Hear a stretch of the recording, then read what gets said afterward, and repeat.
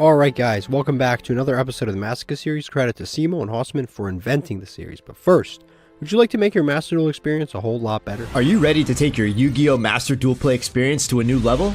The Untapped GG Companion is here for you. Use the deck tracker to know exactly what cards you have in your deck, and to go over any cards you aren't familiar with yet by hovering over them.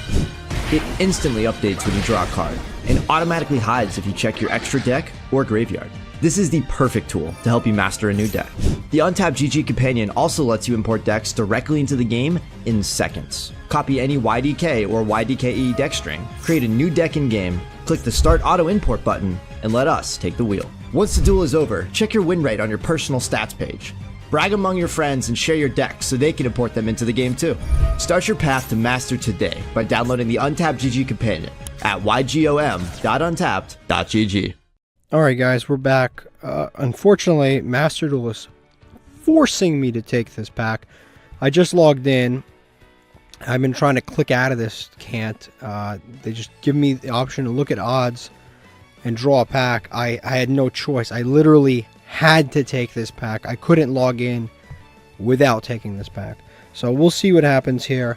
If the cards are too good, I'll probably just get rid of them, but I can't. It won't let me log in otherwise, so we'll see what they are. Right off the bat, we've got this dude, a water tuner, non-water. I can't summon this, but this is a great card. I mean, it's good for ice barriers, I guess. Very good for ice barriers, but I can't really use it. Surface is a good water support card. Ice barrier, Raid Raptor, water, ice barrier, ice barrier. I'm sorry, this is a goatee card. This is a phenomenal. This is like the greatest pulls we've had in a while. This is a level 8. This is a great card. During other player's turn, you can, if this card is a continuous trap, special summon one face a monster from your spawn trap card zone, whatever. If this card is synchro summon, target one monster, face up on the field, discard a card, place it in the spawn trap card zone. So the first effect makes the second effect happen, which is pretty cool. Yeah, pretty good card. Generic level 8. Generic level 8, and then we got a generic, not generic, almost generic level 10. And we've got another card under here, which is another ice barrier card. So we actually pulled quite an ice barrier engine here. We also got this goatee card. Again, the game didn't give me an option. I had to pull this stuff. So now I don't even know what to do with this stuff. Because I got the gems, I got that. I have these coming in. Wings of the Guardian pack, okay. And then I have another one. I literally can't avoid those. They force you to take them. So I don't know what to do with those cards. I might just decraft them. I've never decrafted any cards on this account. I've also never crafted cards on these account either. So I've never done either. But that is like... that is odd. So now we have these cards. Do I just turn them into dust? I don't know what I should do. I guess you guys will tell me after this episode. Alright guys, we are back with another episode. I'm not gonna lie, you guys gave me a lot of suggestions after that last episode. A lot of conflicting suggestions, actually.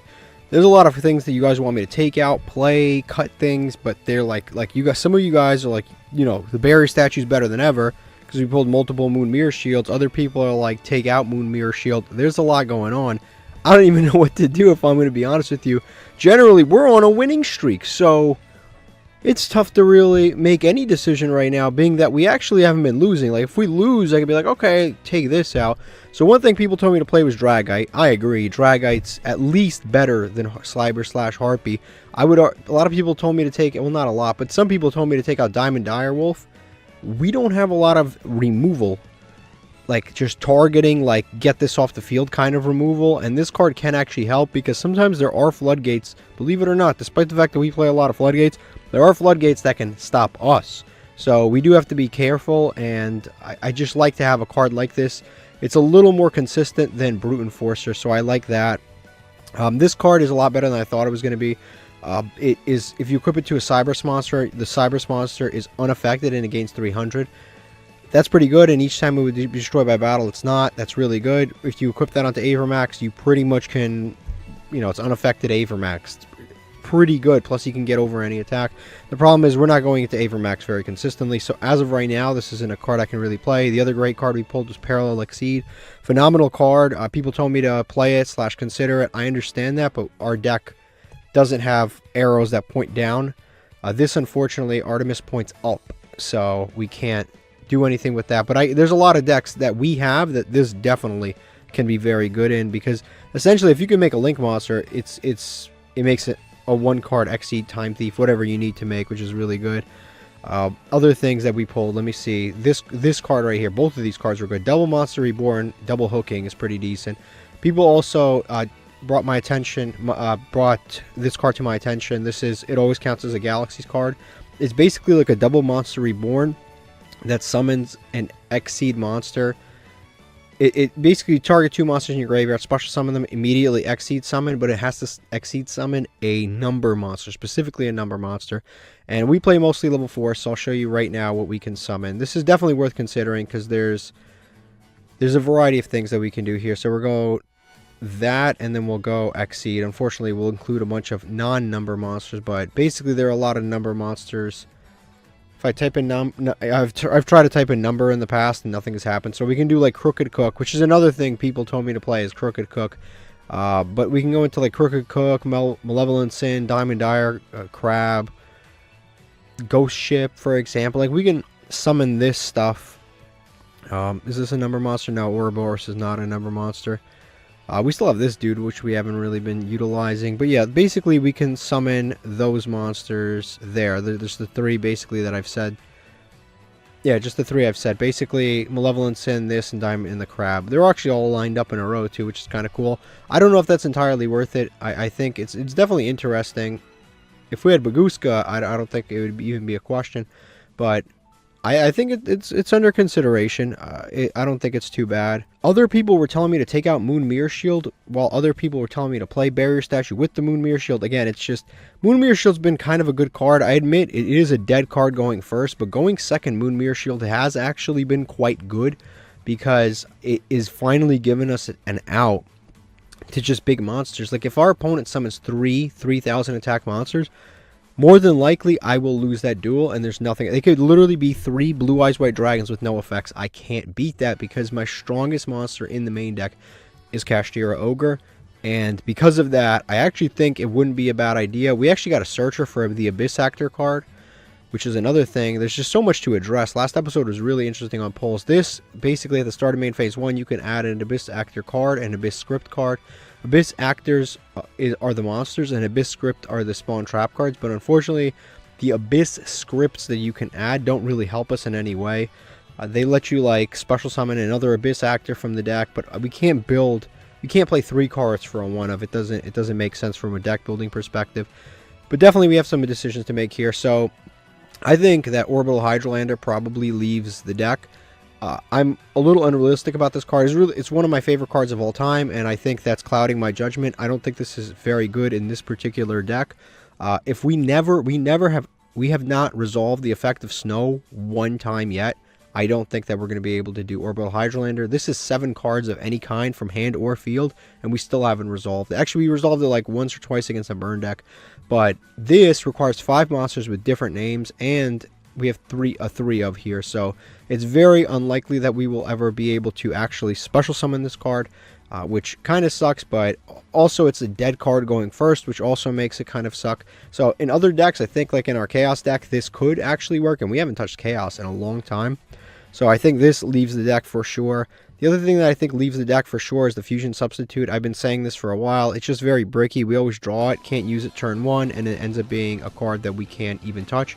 And the other card that I think leaves the deck for now is probably going to be the Enma's Judgment. I had no idea that this card was actually ashable. That makes this card so much worse than it needs to. Like it's kind of like Torrential that only destroys your opponent's monsters, but it's ashable, which is really annoying. So I'm probably going to get rid of that. I am going to put in, with all of the stuff that we've removed, I actually will be putting back the Barrier Statue, because we are now officially back in Platinum, and this is an auto win. And this is not only an auto win, but this is one of our only ways to legitimately beat Yubel. Like if we go second, we can't beat Yubel, and I mean that. We cannot beat Yubel whatsoever. They have 1 single copy of Yubel. We can't beat their deck because we just don't have an out. We just do not have an out.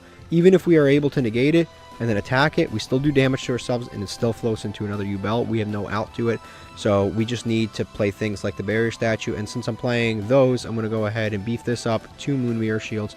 I think this is probably the best deck that we can play right now. Also, the extra deck, people said to take out Diamond Direwolf. Honestly, I think Diamond Direwolf I'm more likely to go into than the Cyber/Harpy. I'm very unlikely to go into this.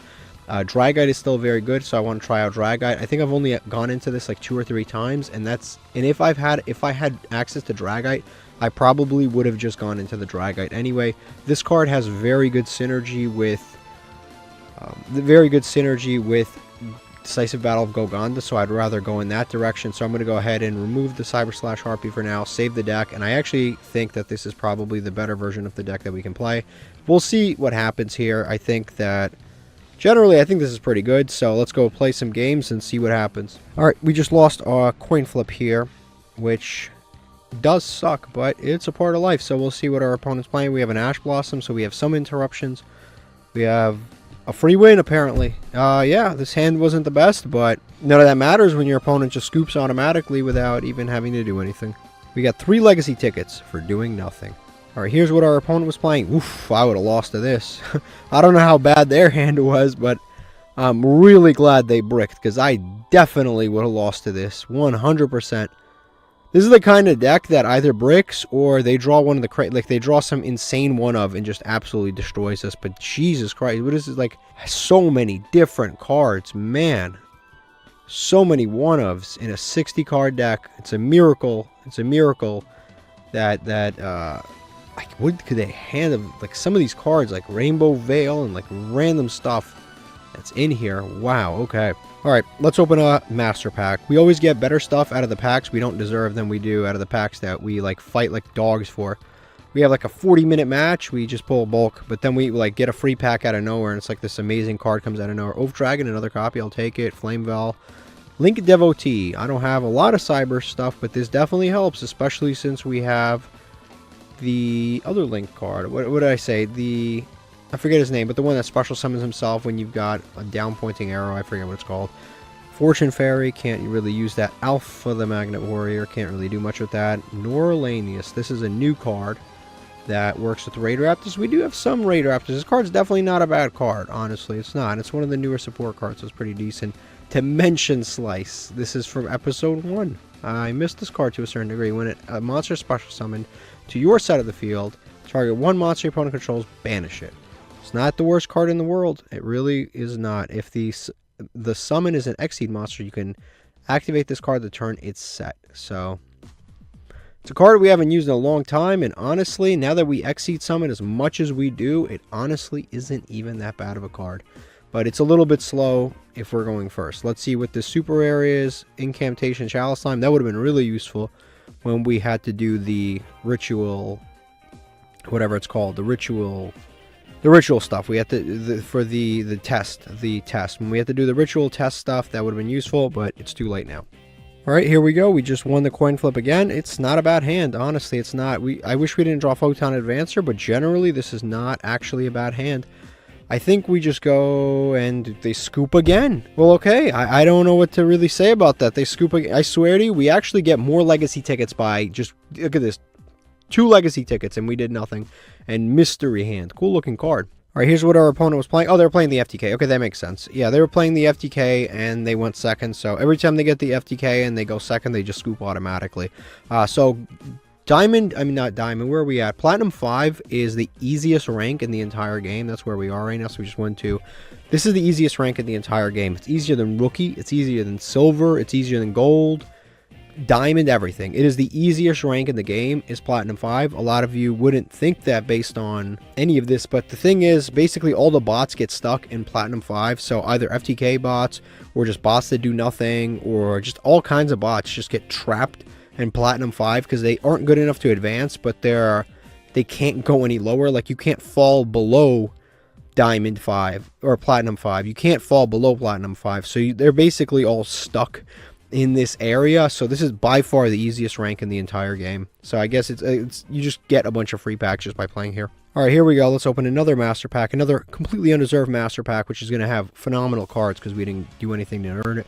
Let's see what we get out of this one. We've got Revival Storm is a Beat Trooper card. It's not a Battle Wasp, I mean. Battle Wasp card. It's there like a Monster Reborn. It's not bad at all. Whiptail is not bad if I pull more Zodiacs. Whiptail is definitely a good card. Sweet Roommate. Okay, so this card's a little complicated. It's basically, it's kind of like a DD Crow. It's a little so basically, if this card's sent from hand or deck to the graveyard, target one card in either graveyard, shuffle it into the deck. It's not a terrible card, and it can actually target itself and put itself back, which is kind of interesting. It's not a bad card, actually. Funny enough, we can combo this card with... what's his name? Crooked Cook. Yeah, we can definitely combo this with Crooked Cook. So we can summon Crooked Cook and then make him unable to be destroyed by battle. And then if we draw this card, we can just shuffle it back into the deck. We can just end phase, discard this card, shuffle it back into the deck, and just continue to do that so we never deck out. It's actually pretty interesting, but we don't really need that in our regular deck, but that's kind of cool. Adhesion Trap Hole, when your opponent summons a monster, have that monster's original attack permanently. It's not terrible, I guess. This is a support, yeah, Samurai card, can't really do anything. Cyber Skid we already have. Roaring Earth we already have, can't really do much with this. And last card is Gozen Match, a second copy, but unfortunately it is limited to 1. So can't really do much with a card that is limited to 1. If we were playing 16 months ago, I could have used 2 Gozen Matches and that would have been really good. But 2 Gozen Matches, obviously I can't do anything. Limited to 1. Not much to do here. And I told you this pack was going to be good. We just can't use the card that we pulled. Alright, we just won this coin flip. We've got at least a... We want Time Thief or the other dude. So we'll start it off with Roachka. Definitely start it off with Roachka. Activate this effect.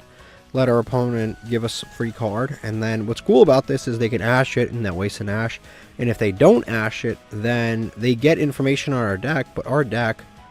He's one of the most complex decks in the world, so it doesn't matter if you give them information. They don't know what we're playing, so I can give them all the information. I can show my whole deck. They still won't know what's going on.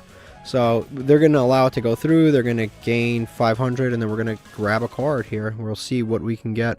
All right, so they gave us a Run Ryu as a follow-up. That's not too bad, actually. Run Ryu is a free special summon.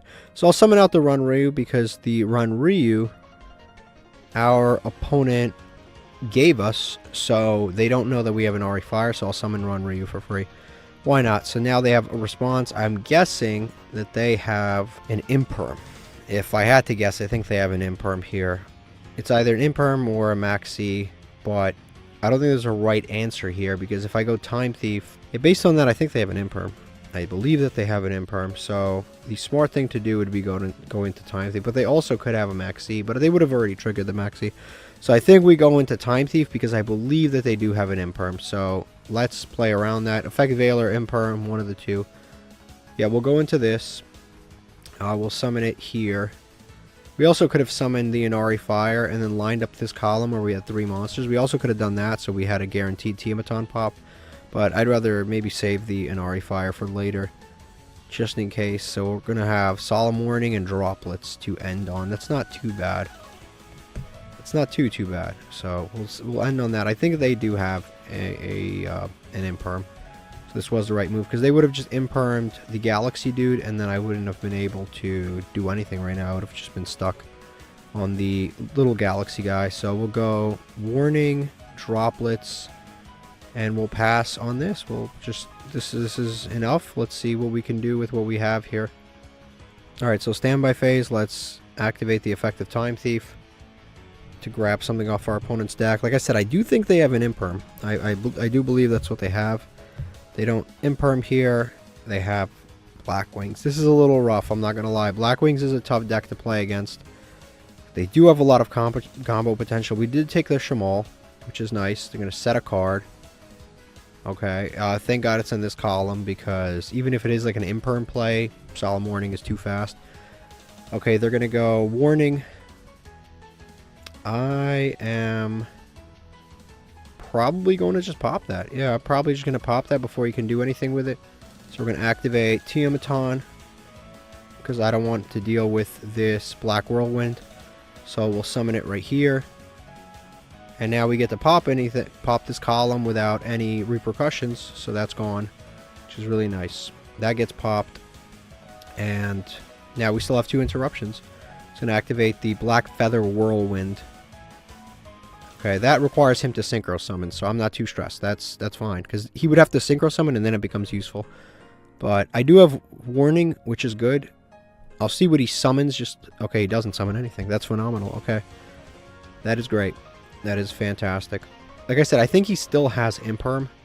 It's gonna go to end phase. I do think he still has Imperm for sure. The new Whirlwind is good, but it requires, obviously, it requires a lot. It requires you to already be synchro summoning. The other one just requires you to normal summon, and it's immediately good. So we're going to grab something off of his deck. It's going to be another monster.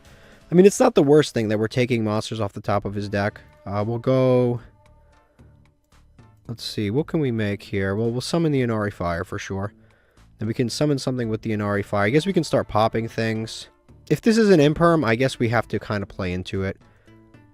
Yeah, we'll play into the Imperm. It's fine. Now we can play into the Imperm because we have a little more security. So we'll go... Actually, no. First we attack, then we play into the Imperm. I don't think we use Moon Mirror Shield just yet. Moon Mirror Shield, I will probably put on the Photon guy if I manage to summon him. So we'll attack with these two. What could this be? This could be an Ash Blossom, which is 1800. If it's an Ash Blossom, I'll attack with the 2000 attack monster. Okay, it's not an Ash Blossom, but it's fine. It's this Shannara guy. So we'll just attack with these two then. We'll do some pretty decent damage here. We'll do 15, 24. So we'll do 39 here, and we made him gain 500. We could have been a little more, but it's fine. So we'll main phase 2 and special summon. I think now we go into the Galaxy Dude. Also, I could have just made the Sue ship and then attacked with that directly and then popped one of these two. But I think I'll just go with the Galaxy Photon. We'll see if he negates this.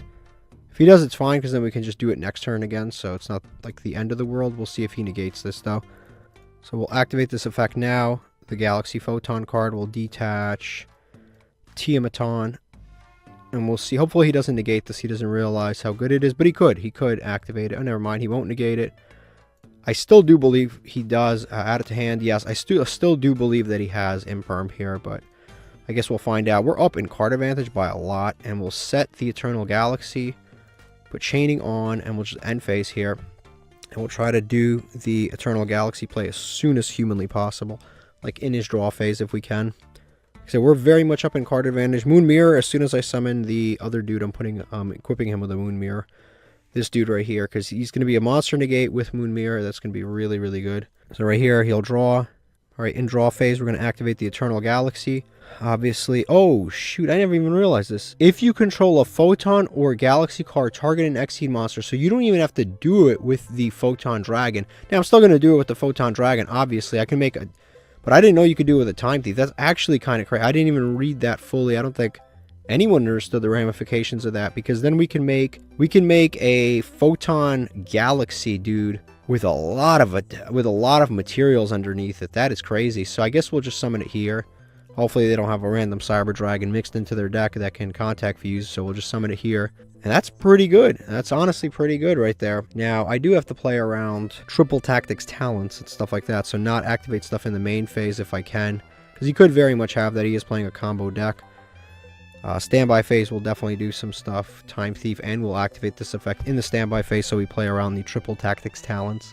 Okay, standby phase. So we'll activate Time Thief in the standby phase, and we will chain it with Mr. Galaxy Eyes Dude. Because again, we're trying to avoid activating cards. Yeah, we'll do that. We'll attach a card. Yeah, add a card to our hand. We're trying to avoid Triple Tactics. I've been trying to play a little smarter, playing around things lately, trying to think things through. Because sometimes we run into really bad stuff. Like, yeah, you hope your opponent doesn't have Triple Tactics, but if we have the ability to play around it, let's play around it, right? Let's be a little smarter. Let's try to play a little better. So we're going to do that. We're going to use both these effects. Again, we're very much up in card advantage. I like where this is going. So add it to hand, yes. I have 2 negates, so I don't really need to do anything else. I have at least a negate. Plus, we get a trap card, Black Sonic. Usually, they don't even play Black Sonic, which is really nice. So we have an interruption, negate, negate, negate, and then Moon Mirror Shield to follow up. So even if he does manage to summon the Blackwing Master, the guy that's unaffected by everything, we can Moon Mirror Shield, just attack over it, so it doesn't even matter. Really awesome situation for us. And he's just going to set a monster. Okay. End phase. Yeah, this is looking like it's over. Trap card. Yeah, we're going to activate Time Thief for Redoer. I'm going to detach just the trap card to put this back on the top of his deck, unless he negates it. He didn't, and this detaches. And just this. So we'll put this on the top of his deck, guaranteeing our win. Actually, it won't guarantee. It'll guarantee us a free draw, but that's about it. Memories. I mean, that's a card you don't want to draw, because we do search it for free. We'll activate Time Thief. We could also just not use the effective Time Thief, but I plan to win this turn anyway. Yeah, like I said, we could not have done that. We're going to get this to draw another card. We're going to activate it now. We're going to draw something. We're going to detach, draw a card. And that's it, just that detached torrential. Yeah, our hand just keeps looking better and better and better every second. So we're going to special summon this dude out. And we're going to flip to attack mode. I think I'm going to put the Moon Mirror Shield on Advancer so that I could win, because I want to win for sure. So I'm going to put, yeah, Photon, Advancer. We're going to equip with the Moon Mirror Shield. And then if I attack with these two, I can win the duel. As long as this isn't something too crazy, I can win the duel here. I don't know what this could be. I mean, this could be like a Mirror Force that he saved for later. And if he Mirror Forces us right now, that's going to be the hardest punish ever, because I already used Time Thief.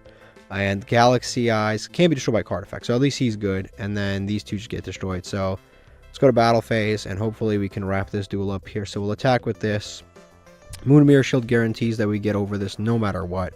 So yeah, it's a Squall. Nope, not a big deal. So we're definitely getting over Squall, and then we just attack directly, and we win this duel.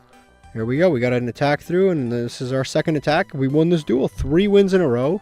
2 of which were bullshit, but this is actually a real win. We actually did prevent this person from playing significant. It was an imperm the entire time. I knew it was an imperm.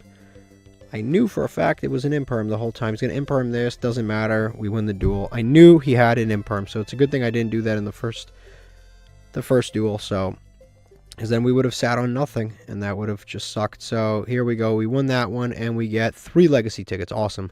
Okay, so this is what we've got from our opponent's deck. It's a fairly competent version of the Blackwing deck. They've got the good cards like Bestial, the Archfiend dude, and they've got the Bestial Disbatter and stuff like that. So they put some thought into it for sure. They did have an Imperm, so which I knew.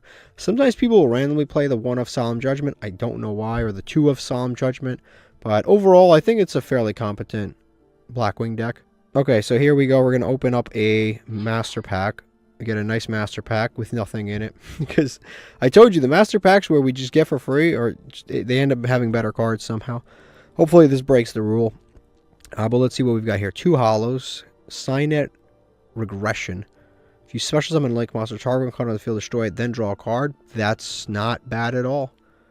It's just not bad. It is not bad. But if you special summon a Link, if I had an IP, that would be really good, but unless I have IP, basically I have to end my turn, wait for my turn, then Link summon, then destroy a card and draw a card.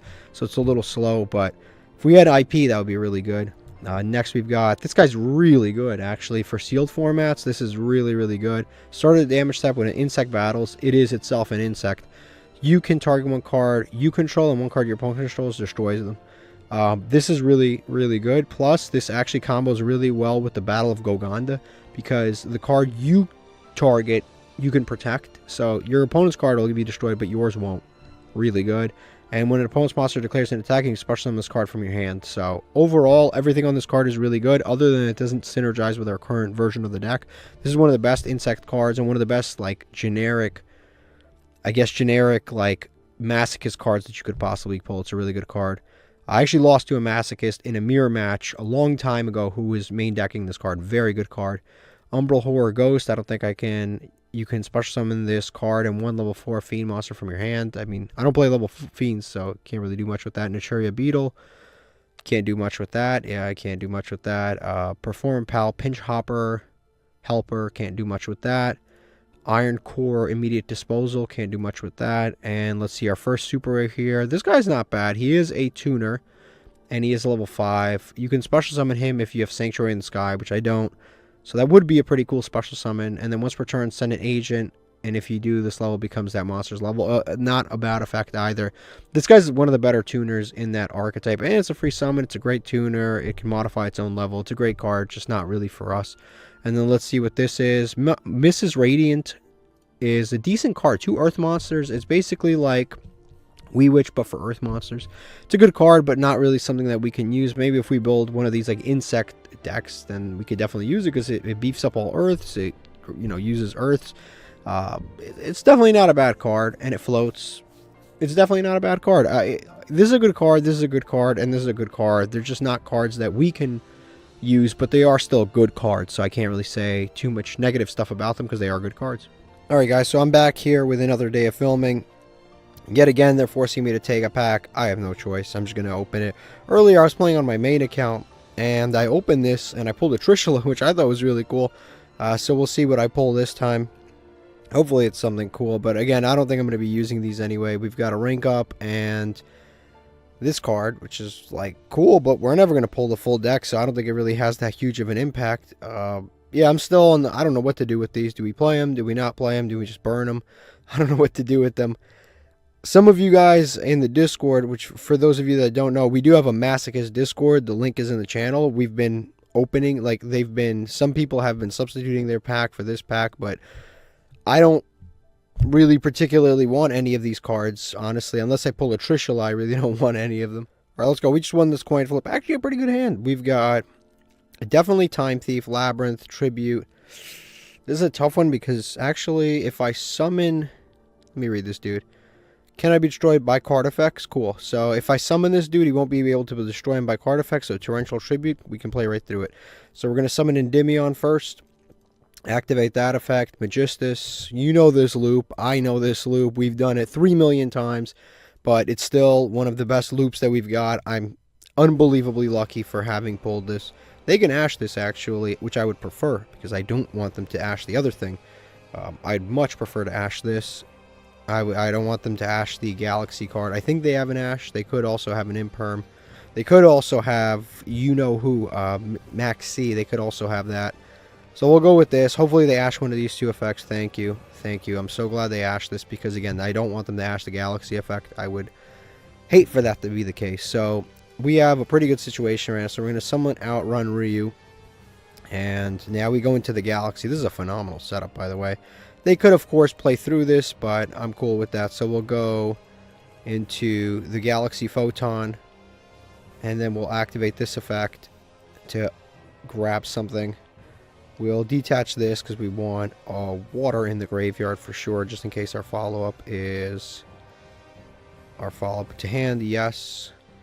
So we'll grab that. This is really actually like pretty solid. So we'll set Eternal, we'll set Torrential, and we'll pass. And actually, I can summon Labyrinth right off of this, but I don't want to. I want to save it for later. I will turn Chaining on, and as soon as humanly possible, in the standby phase, I'm going to activate the Eternal Galaxy and special summon the Photon Lord. So now we activate this as soon as possible, like I said.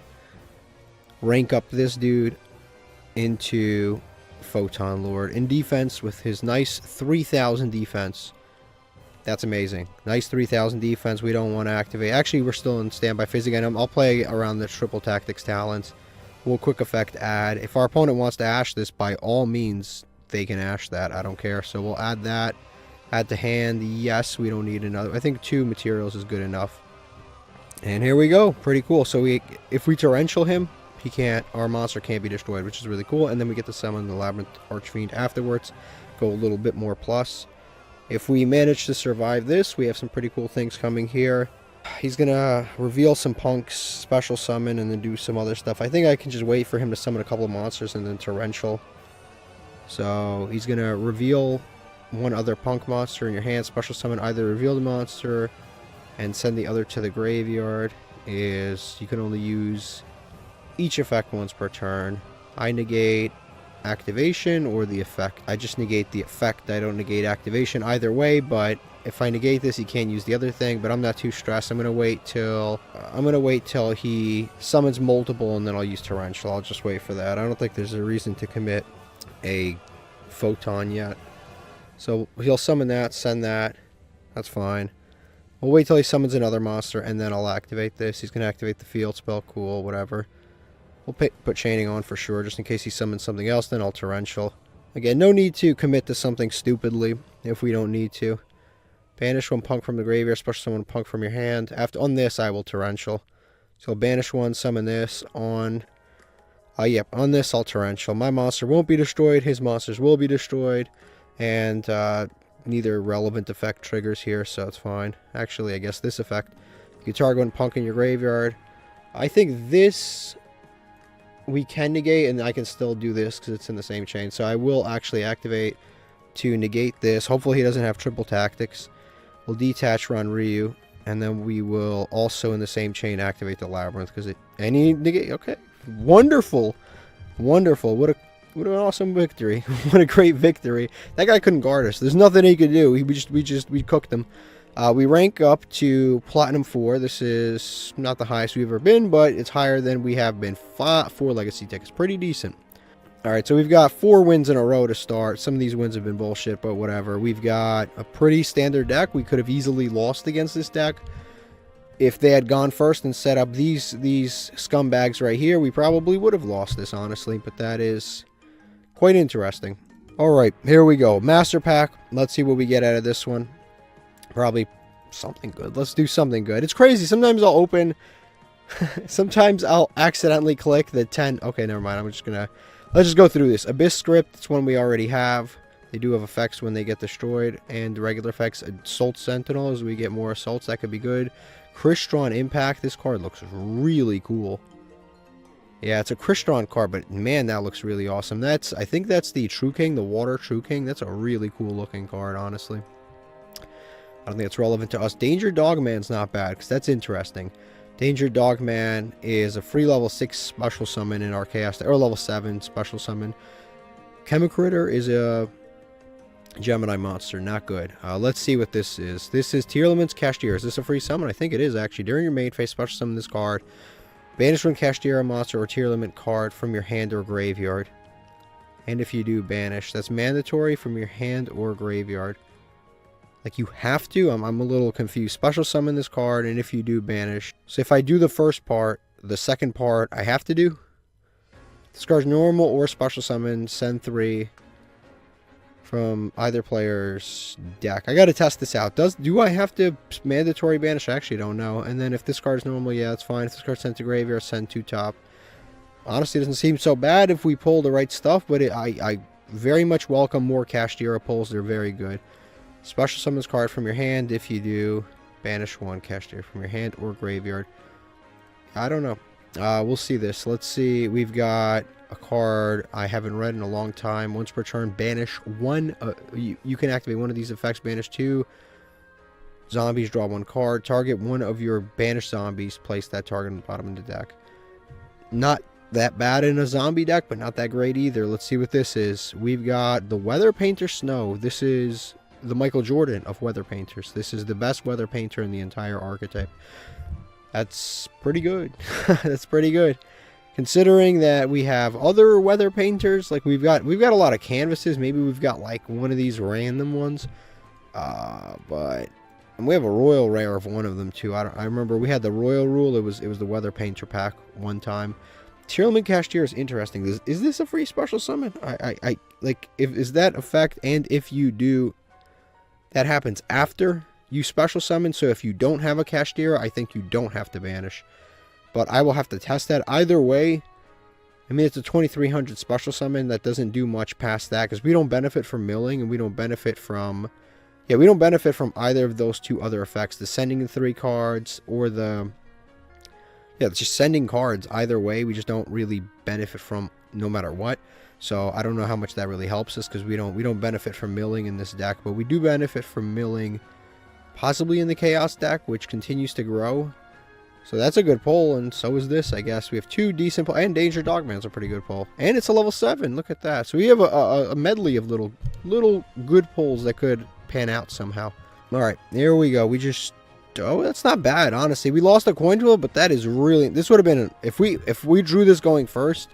Assuming that they're not playing Suships, or they're not playing... Actually, even if they are playing Suships, I think we still cook them. And they're fish. That would have been... Alright, I guess they're setting and stuff.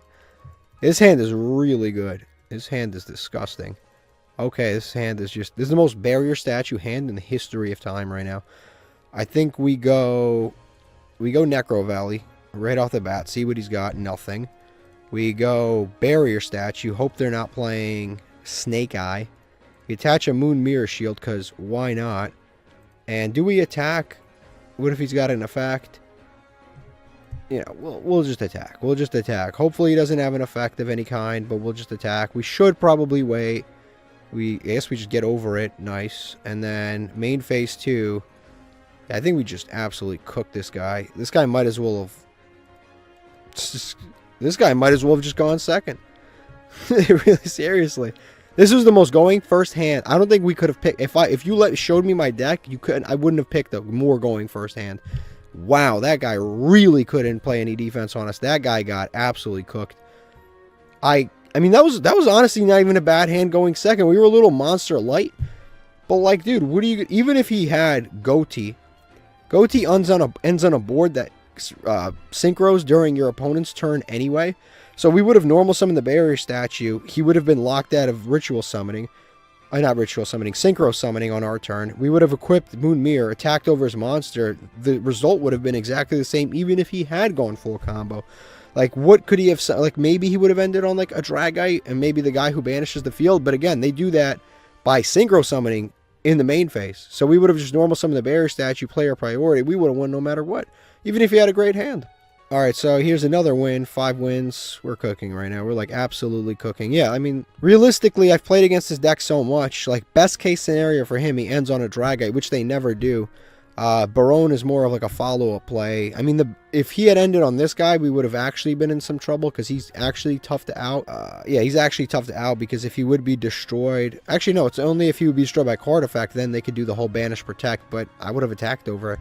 So realistically, in most situations, I probably would have cooked this guy no matter what. Even if unless he drew Infinite, then he would have cooked this. But almost no matter what, I think we would have beaten him even if we had gone second. That hand was outrageously good. Okay, let's open a Master Pack. Here we go again. Hopefully we get more great stuff. I mean, we've been pulling incrementally better cards, which is nice. I mean, this challenge is tough, and I'm fine with it being difficult. Luna's a good card for the Chaos deck. Doc is a good card for Magical Musketeers. Tellarknight Genesis. Destroy spawn trap cards equal to Tellarknights. I have barely any, so that's almost nothing. Starlight Junction. Snowman Creator, we pull 3 copies of. We have a play set. Dragoonity Tribus, which special summon, yeah, it's not that good. And then we got Revenge Red Origin, which is the... So let's see what this super is. That's not bad. I can't use that, but that's not bad. Actually, I can use that, Cap. I can use that. Now, the problem is we don't even use the fire one, which is this one right here, and we haven't. He does technically one of the best ones that there is. This one is slightly worse. Now, the water decks are going to be coming out soon, which will make our Barrier Statue better. The water decks I'm talking about is like Atlantean and all that stuff. When that stuff comes out, the new Atlantean Mermill support, that'll be really good, and maybe this card will get better. We can use this with Endymion, but generally we don't actually need to. Not a lot of people play water decks.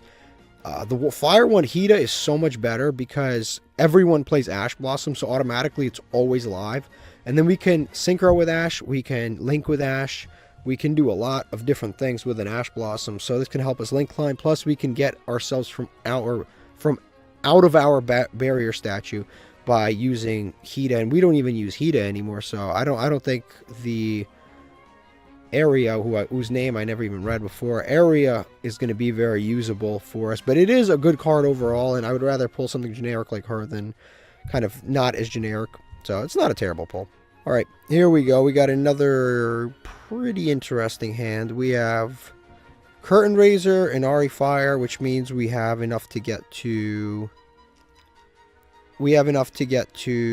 Photon Man. Or Time Thief. I'm probably going to go with Photon Man. So I'll go Curtain Raiser first. Hopefully they don't have... Actually, even if they do have Maxi, I have Ash, so... It's not that bad. We drew Ash, so we'll do that. We can go... See, Inari Fire or Photon Advance. I guess Photon Advancer is a better follow-up, because if I summon him under the other dude, there's a little more attack. So we'll go into Photon Galaxy. Now, we can get ashed on this, which sucks, but... It's life. It's life. Sometimes you get ashed. It's a part of life. Nothing you can do about it. Sometimes you get ashed, you lose. You can't always win. I'll put this in Graveyard, because... It is Yeah, I put this in graveyard just because it's a dark monster. So if we need to use the Bestial Magnum, we can. Eternal. Add it to hand, yes. We don't want to send it to the graveyard. And then we set this. And honestly, I wish we had Chaos Angel, because then we could go into that with a light and a dark. If we did have a Chaos Angel, but we don't. So I think we just pass on this. Put Chaining on and do everything we need to in the standby phase. But overall, I think this is pretty good. I think keeping Photon Advance is probably the right call. I like the free follow-up 2000 body. I think that's a good follow-up rather than going into maybe a rank 4 that's not as good. So we'll rank up we'll rank up instantly. I think my opponent's going to be playing Blue Eyes, but I have no way to really know.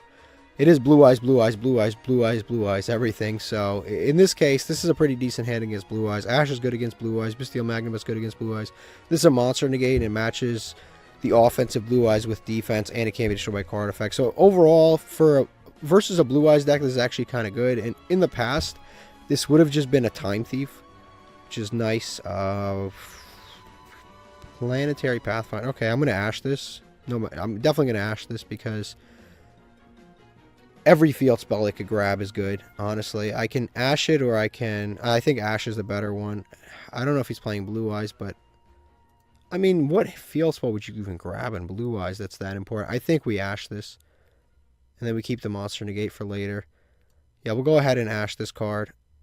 We'll Ash that. If he could be playing Kashtira too. He could be playing Numeron, Kashtira, and these people today are just like, bro, it's like I activate one hand trap and they just like scoop. This shit's insane. Like, they lose to one hand trap. We're playing against the biggest wimps ever. Literally, we're losing to one hand. We don't give up until, like, our life points are at 0. These guys will lose to any hand trap. It's crazy. Here we go. This is what our opponent was playing. He was playing Kashtira with...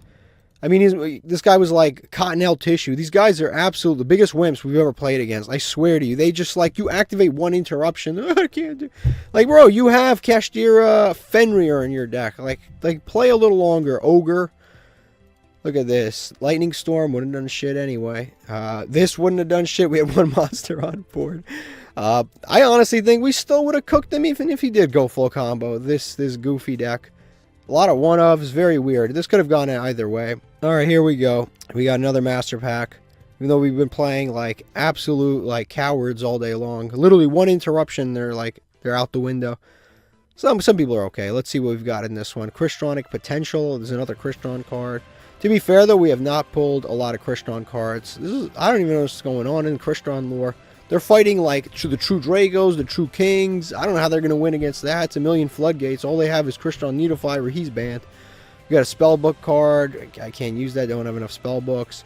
Salamangreat, Wolvie. Salamangreat, a lot of people say Blue Eyes has a lot of support. Have you ever looked at the Salamangreats? They have like 8 million cards no one's ever heard of. Salamangreats have a lot of support. This is a cool card. Predaplanet, don't have enough Predaplants. Laval card, can't use that. Fragrance Storm, what does this even do? Target one plant, destroy that card, draw a card. This is okay, quick play. It should be a quick play. Then if it's a plant monster, you're going to be able to draw another card. It's not bad. This card should have been a quick play to make it a little bit more interesting. Lucky Loan, it's a Fortune Fairy card. No need to read that. And Violent Cube. I think this goes down probably as one of the worst packs we have ever pulled ever. This is a horrific pack. I don't think there's a single... And what's sad is almost all of these cards, except for the Lord dude, are all new, and they all suck. I think this might be the worst pack we have ever pulled in the entire show. I'm not even joking with you. These were absolutely terrible. Okay, we lost this coin flip, but this hand's pretty good. Moon Mirror Shield really, like, it gives you so much, like, offense. It really does. It gives you so much offense. Like, no matter what board they set up, you just, like, drop a Moon Mirror Shield. It's playing against Dark World. We'll see how this goes. Dark World, I like as a deck, but Dark World can go very wrong very quickly. There's a reason why you see a lot of Dark World players in, like, Gold and Platinum. There's a very good reason. You don't see a lot of Dark World players in, like, Diamond and Master, because it's one of those decks that is, first of all, the build really matters. It actually takes a lot of skill to play, and then it's very luck-based. And sometimes sometimes look at this guy. This is like ending his turn. This is what I'm talking about. Like like decks that are luck based, they're a little bit dangerous. I don't know why people do this. They'll set and then they'll end. It's so weird. And then they'll, oh, now I know why he set. Timeout. I know why he set now. He probably set this because it's like some kind of interruption, like one of the Dark World cards, and he didn't want to discard it. Now it makes sense. Usually people will just like discard and then go to end phase, but this guy actually makes sense. But while this guy's comboing off, and I hope he combos off for long enough, he just whiffed. He revealed Chupacabra, discarded it, went nowhere.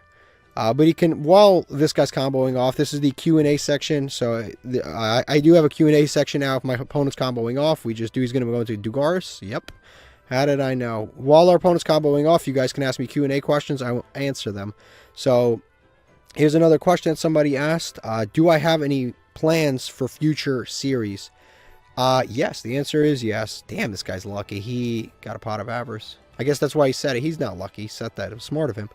Yes, I do. So there's a few series I have planned. I just filmed one of the Yu-Gi-Oh! Player Ranks videos where I create a tier list for the archetype. I just did one of those. I want to do a few of them. I'm trying to improve the visuals for that type of video. I'm not very happy with how they look right now, so I want to improve the visuals on how they look and just make them a lot better, make them a lot more, how do I say this, a lot more information based, so you can just kind of look at it and be like, oh, okay, I understand why he put this card there, why he put that card. Just a little bit more comprehensive. So I'm going to be doing those maybe once every 2 weeks, because I'm just going to try to put a lot more work into every single one of those uploads. And they do take a while, right? Because I have to learn the deck. I have to get, an ample amount of some kind of footage. And then I have to make it, interesting to watch. This guy playing Goki Pole. Oh, yeah, he's going to add Mothman because it's a level 4 bug. Yeah, this guy actually knows what he's doing. I'm not going to triple tactics. That's smart. Yeah, because he activated Ceruli on my board. Literally, this is crazy. This is really good. Yeah, but I plan to do the Yu-Gi-Oh! Player Ranks videos again.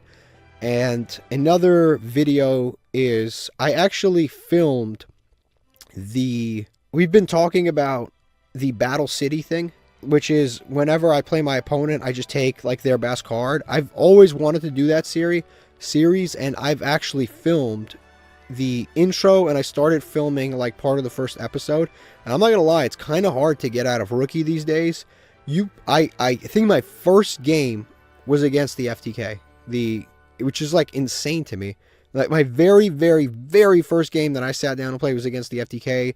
The second game was like against starter decks, and then after that it was like after that I played against what do I even discard? I guess we could discard this and break his board. Not this. I guess we could use this. I don't even know what to discard, honestly. I could discard Moon Mirror Shield, but that shit's kind of good. Forbidden Droplets. Damn, I don't want to give up anything in this freaking hand. Won't this come back anyway? If this face-up card is sent to the field, like this whole hand is fucking good. I kind of need all of this to break his board. Honestly, I'm probably going to go with Moon Mirror Shield. I can probably break his board with other stuff, so... Nah, because Moon Mirror Shield's pretty good to break his board. Moon Mirror Shield can break his board for sure, because if I make if I make this dude, and then, like, with Moon Mirror Shield, just start popping things, that's pretty good. Forbidden Droplets. Damn, I don't know where to go. This is all... I don't want to get rid of Necro Valley, but that's if my effect resolves, my monster effect resolves. Forbidden Droplets. And this guy's good if he ends on a bunch of links. Like, and then this just beats his whole deck on the follow-up. I actually think Destructive Durama Cannon is probably the card to get rid of, because this is all immediately usable. I could use Necro Valley instantly, and this is a field spell, and this is a equip spell, and this is a quick play spell, so I can use them even with the Fusion Grapha monster, which is cool. He's going to go into another Jar of Avarice, or Pot of Avarice. It's pretty crazy. Alright, to continue that thing that I was saying, what was I talking about? Right, so I filmed the Battle City thing, and I filmed the intro and stuff like that, but it's actually really hard to get at a Rookie these days. And then immediately after, you just play against like Snake Eye, and like a starter deck is not beating Snake Eye. So that's where that series is a little stuck. But I plan to eventually do it once. The intro looks really cool. It's the first time I actually like made an intro for a series. And then there's another series which is like a real life series, and it's kind of interesting too. I filmed 3 episodes of it with somebody in person. It's like a real life with real Yu-Gi-Oh cards and everything. It's kind of like the Masochist challenge, but in real life. We filmed it over a year ago, and we've just been too busy to like get in the same room to continue filming it. And now he's actually moving to another country, so I don't know. I'm probably gonna drop those 3 episodes. It'll probably be like a limited run series, and it's physically impossible to continue, but I think you guys should watch it. I think you guys will enjoy it. But it's like, it's another one of these almost like Masochist. I think if enough people enjoy it, someone else can pick up the series and then go from there, because I actually think as a series it is kind of interesting. So I might possibly drop that. I don't know how I feel about that yet. I might eventually drop that. This guy's still comboing off. It's a Dark World player. They honestly, if I dropped a Maxi, I would have got myself decked out. Speaking of Maxi, somebody asked another question. They asked, what do I think about Maxi? Will they ever ban Maxi? I think that was the question. Like what I think about Maxi? Will it ever be banned? Honestly, I don't know how to feel about Maxi. I personally don't like it, because it limits just deck building in general. Like, it forces you to play in a competitive deck. It forces you to play Ash Blossom. Now, a lot of people say, oh, it forces you to play Ash Blossom. You were going to play Ash Blossom anyway. And it forces you to play Called By. It forces you to play Cross Out. Like, you have to max out on all of these cards. And the only decks that can really afford to do that are highly competitive decks like Snake Eye that have a bunch of 1-card starters. So only those decks really can afford to do that, whereas most decks realistically are not going to be able to have like 6 extra deck spots to be able to basically, you know, like not 6 extra deck, but 6 main deck spots to be able to devote to, you know, three Ash Blossoms, 2 Called By, and 1 Cross Out, and then also 3 of their own Maxis. Like, that is a lot of non-engine that you have to squeeze into your deck. And if you're playing a deck that needs like a 2-card starter, like 2-card combos, it can be a little bricky for you, which is a little problematic. The other thing is, of course, Maxi is just kind of whack to play against, because sometimes your opponent will go for a full combo and you're like, I have a decent hand, I think I can break this board, and then they just drop that Maxi and you're just like, okay, so now not only was it already difficult to break their board, but now it's like guaranteed I am not breaking their board, because they just, you know, they drew something that I can't really do anything about. This guy is absolutely cooking, right? He's gonna burn himself. Yeah, he's cooking to the max right now. 17 cards left in his deck. This is impressive, honestly. You know what's crazy? It's like Dark World is one of those decks where he could have activated max. He could have activated like a danger, discarded itself, and ended his turn. But here he is with like this endless loop of monsters. Yeah, really impressive. But yeah, Maxi is a little iffy. If it was up to me, Maxi would not be in the game. I think it's a little too broken. Fuck, I gotta discard a card. I really don't want to discard anything. I think we discard... I don't even know what the fuck to discard, honestly. I really don't. Probably Forbidden Droplets here, because I want to maintain the Necro Valley, Moon Mirror Shield, all that stuff, so... But we need the negate. I honestly think this dude's gone. Because I could just equip to Endymion and then just attack over stuff and then have Forbidden Droplets and stuff. I actually think the Archfiend dude is probably the least good of those cards. I think we do that. Yeah, I think we go with him. Because again, Moon Mirror Shield, if there's any card that'll help us break this board, it's Moon Mirror Shield, Forbidden Droplets, and Necro Valley. I think that we have to keep that stuff on board. And then if we need to, we can use the Forbidden Droplets to send this to negate something. But this guy's still cooking. Like I said, Maxi, if it was up to me, it wouldn't be in the game. I just don't... In most situations, I think it's like kind of a lose-lose situation. Because... You know, sometimes you like normal summon a monster, your opponent instantly like maxes you and just have to pass your turn, and then you get OTK'd. It's just, there's a lot of scenarios where I really am not a fan of it at all. I think it's really kind of corny, to be honest with you, to play against it. I've never like played against Maxi and be like, okay, this is really awesome. I've never, like, even activating it. Sometimes you activate it and you just feel bad for your opponent because you, like, activate it and they just pass, and then you start summoning stuff and they just scoop. Like, it's so uninteractive and unfun. Generally speaking, if it was up to me, it wouldn't be in the game, but the OCG controls Master Duel, and they've had Maxi for forever, and they don't see it as a problem, so I guess that's just the way it is. And truthfully, I I think that Maxi might actually be coming back to the TCG. Number one, they're reprinting it, and then they're creating multiple cards that are similar to Maxi. So I think it's very possible that it could be coming back to the game. This guy is absolutely, he's down to 12 cards. He put the Pot of Avarice back again, card destruction. I've been saving this hand for nothing because it just got absolutely evaporated. That sucks because this hand does not cut it. That hand actually might have broken that board. I don't think this hand is breaking this board at all. I don't think this hand is breaking this board. Yeah, this guy's been cooking.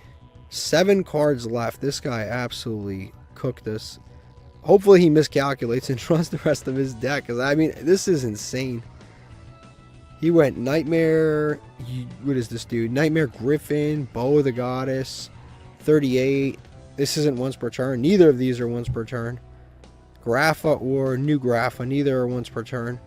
Now he's going to Fusion Summon. Yeah, that sucks. We actually did have the win there. Honestly, I think we could have actually, we actually probably would have won this duel had he left us with these 4 cards. We probably would have won. Moon Mirror plus this dude, getting over the Hope Harbinger.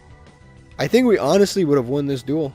I don't know what other interruptions he's got, but I honestly think we would have won that duel if we stayed with that hand. That card destruction actually killed the whole thing for us. That actually does suck. Yeah, realistically, I don't think I'm beating this. Everything we needed to win was in that hand. I don't think I can beat this. Because, I mean, we'll try, right? We'll try. We'll go Decisive Battle of Golgonda. Literally, we had the perfect hand to beat him, and then we just, like, it got card destructioned away. And that sucks. So he's gonna Hope Harbinger. I mean, I can chalice that. I think we should chalice that because our only chance of really winning is multiple turns. The good thing is we have a bunch of weird shit like quick plays and continuous spells and stuff like that. So this Grapha can only change the effect of a monster. I think it's a monster spell or trap, a normal monster or normal spell trap. He can negate this and change it to your opponent discards, so he'll discard a card. Can I win? Yeah, I can't win this. Because even if he attacks, this is...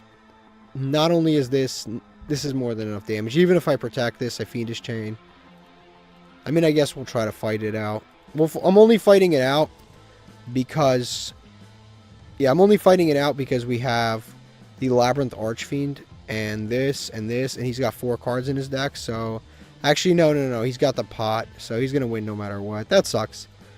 Nothing I can do there. I mean, this guy went beyond full combo, and I actually did have the cards to beat him, but he didn't draw really well. The card destruction actually killed that game. Now, it's possible he discards a Grapha and just pops our monster anyway, so even if we did Moon Mirror Shield, I think we were going to lose that one no matter what. He went way too full combo. Yeah, sometimes, believe it or not, sometimes Dark World players don't run out of gas, and that's the kind of stuff you have to play against. Alright, we just won the coin flip. The hand's okay. We have Time Thief plus Kashtira Ogre, or we have Time Thief plus Barrier Statue. Yeah, we have Time Thief. There's a lot to do here. So we have Kashtira Ogre, which we'll summon first no matter what. I think Kashtira Ogre comes out first no matter what. And we'll summon him out. Now we can go Kashtira Ogre. He's got these fire sleeves, which is a little concerning. I'd say we go this next. I think we don't go Barrier Statue. I think we follow up with Barrier Statue just in case he's playing a fire deck.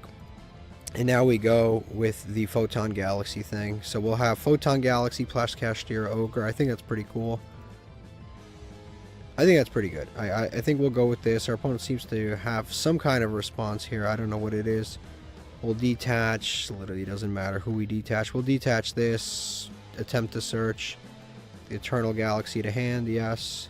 One day I'm going to mess that up somehow. I just know it. I'm going to mess that up. Hopefully he's not playing Yubel, because then I would have really fumbled the bag here, because I should, if he's playing Yubel, fuck, I should have summoned the Barrier Statue. Damn, what a great effect. What a great combination. Labyrinth Torby with the very last of the of these dudes right here. What a lucky dude. Yeah, I guess I should have gone with the barrier statue of Inferno. I mean, you never know. You never know what they're gonna. Maxi, he can draw. Maxi's kind of annoying, I'm not gonna lie. But Maxi is less annoying than the Welcome. I think Welcome Labyrinth is the card we get rid of. Big Welcome. Oh, he has a Royal Big Welcome. He has a Big Welcome set. I think sometimes they'll only play one Welcome Labyrinth, so I'll just banish that. And then hopefully that's his last copy. That card has recursion. It's really annoying. He's going to draw a Maxi, obviously. I have no choice but to activate this, so... Again, I don't have a choice, but the cool thing is I'll be able to banish another card off the Kashtira over AE Maxis. Again, I have no choice there. It's just something that's going to happen no matter what I do. So I'm going to activate the Galaxy to rank up. This is something we kind of have to do. Otherwise, we have no interruptions. Like I said, it would be awesome if I had the barrier statue instead, but that's life. You don't know which play to make until afterwards. Actually, I should activate the effect of this dude right here, but we'll reveal what they have. I think I'm going to banish the Big Welcome. Oof, I can banish that too. That's not bad. I can banish her, which actually is not bad. Or I can banish the Big Welcome. Yeah, I think we go with her because they only play usually 2 copies of the Silver Castle. And I mean, no, I think we go with the Big Welcome. We banish multiple trap cards, and then we'll activate this effect to add, while we're still not in a phase where they can triple tactics talents us. And we'll add the Photon Advancer to hand, yes. So we'll add that. Like I said, if I had summoned that barrier statue, actually no, I wouldn't have won the duel. I don't know why I'm saying that. I wouldn't have won that duel no matter what. So if he just, because I'm being dumb here. If I had summoned the barrier statue, I wouldn't have won because it's quite obvious that he has that other dude in hand. He has Mudora. He just drew Mudora. So Mudora just attack over the barrier statue. So it wouldn't have mattered anyway. I guess I did make the right decision after all. I think this is good. Plus the follow-up barrier statue is probably going to be better. He's going to activate to pop that card. That's fine. Obviously I keep banishing his stuff, so he's probably not too thrilled. Also, this can't be destroyed by card effect anyway, so I wish he actually targeted this. This would have been better for us, and he's going to be able to add back. Do I want him to add back? Actually, I do not want him to add back because... Yeah, I'm going to negate that. Because if he adds that back, he can set another trap card, and I don't want him to do that, so I am going to negate this monster effect. And I have to be careful to detach Run Ryu, not the other thing, because then our card can be destroyed by card effect. And he's going to activate Silver Castle. That's fine. That doesn't mean anything anyway. Because this card's good, but it's 3,000 attack. Our monster's 3,000 defense. They're clashing. And he summons it in defense anyway. So we're going to negate that. We don't want that coming back whatsoever, because that would be annoying. Like I said, I want to try to get rid of... We got rid of 2 of his trap cards, and he activated 1 of them. Now, the thing that sucks is he can actually banish this from graveyard and then bounce this to hand. Which can be an issue, but... What can I do about that? Nothing, so... Now this follow-up is a little weird because again, he does have this in graveyard, which hurts because this is something that he can do. He's going to also set a monster, which is, I don't even know why they would set a monster. He's going to set a monster. Forbidden Chalice does nothing right now. Literally nothing. Another Big Welcome Labyrinth. You'd think they brick once in a while, right? we banished 2 of them and they still have access to all of them. It's insane. I can Forbidden Chalice this, actually. Then he won't be able to set a trap. But honestly, I think we just use this, because realistically, this card's getting bounced anyway, so it doesn't matter. Yeah, we're just going to negate it with our Galaxy. Because like I said, no matter what I do, this card is getting bounced anyway. So even if he pops it, it doesn't matter. We got to make all new plays. And he can destroy it now with this. But again, it's fine. He's going to Big Welcome. That's cool. And being able to summon Silver Castle. This we can negate if we want to. So he's going to return that. It doesn't matter. And he's going to destroy this with that. That's fine. Like I said, that was going to get destroyed no matter what. Or bounced. He's going to activate this. He's going to chain that. Again, none of this really matters. We just activate Forbidden Chalice so we don't get our stuff popped. We'll do that.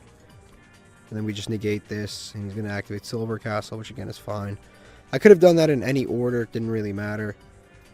I guess I could have Forbidden Chalice the other effect, and then our card wouldn't have been able to be destroyed. I guess I should have just Forbidden Chalice the lady, and then it would have been, you know, a different order. Again, it doesn't, I don't think, matter anyway. We're going to activate Nahata. They do have still responses. They have this in graveyard. They have 2 of them. Summon Photon Advancer. Truthfully, I don't think it really matters. I think we lose no matter what. Because, yeah, I think we lose no matter what. I think we go into Time Thief and just hope for the best. But realistically, I don't think we win. There's too much advantage. Yeah, he has too much advantage right now. We can't really win this. Because I can...